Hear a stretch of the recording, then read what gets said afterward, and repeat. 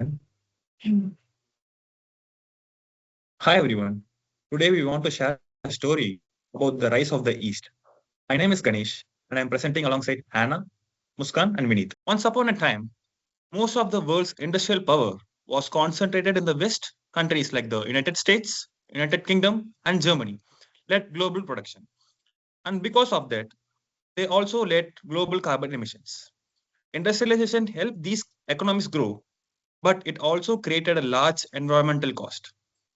For most decades, the pattern was simple. The West produced more, consumed more, and emitted more. Meanwhile, countries such as China and India contributed much less to the global emissions. But over time, that balances began to change.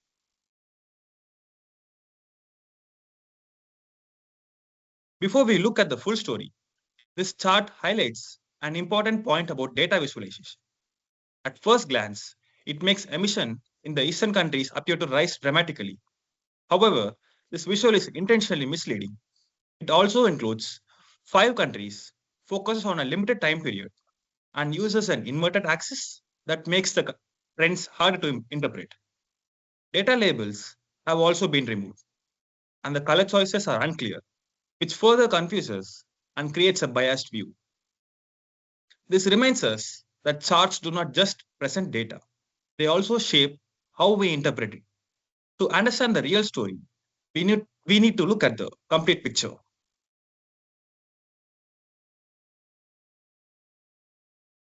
For a long time, Western countries dominated global emissions.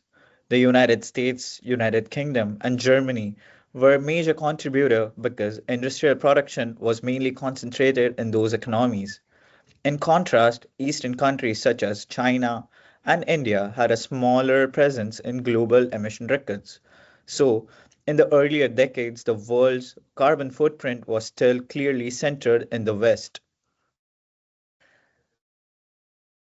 But then, one day, globalization began to reshape production. Manufacturing gradually moved from Western economy to Eastern economy, especially to the countries like India and China, where the market were growing quickly. As industrialization accelerated in these countries, emission also increased. The data shows that around 2000, emissions from China and India rose sharply. This was the start of major global shift.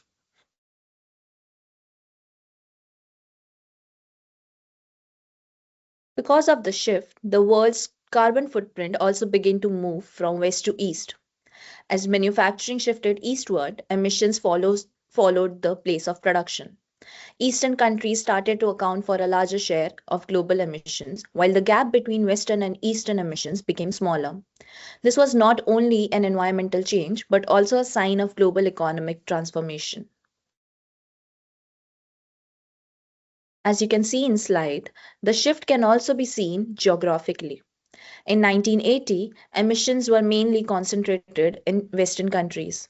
By 2020, emissions had expanded much more strongly across Eastern regions. So, this is not just a change in numbers, but it is also a change in location.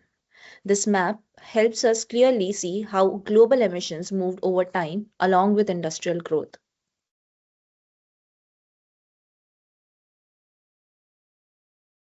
Until finally, Eastern countries began to dominate global emissions.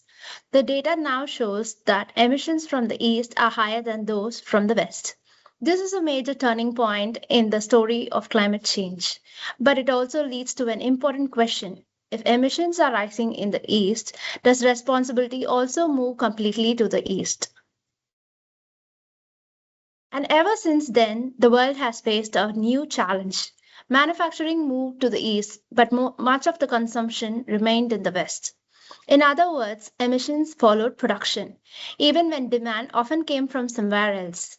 So we must ask, when a product is made in the east but consumed in the west, who owns the emissions?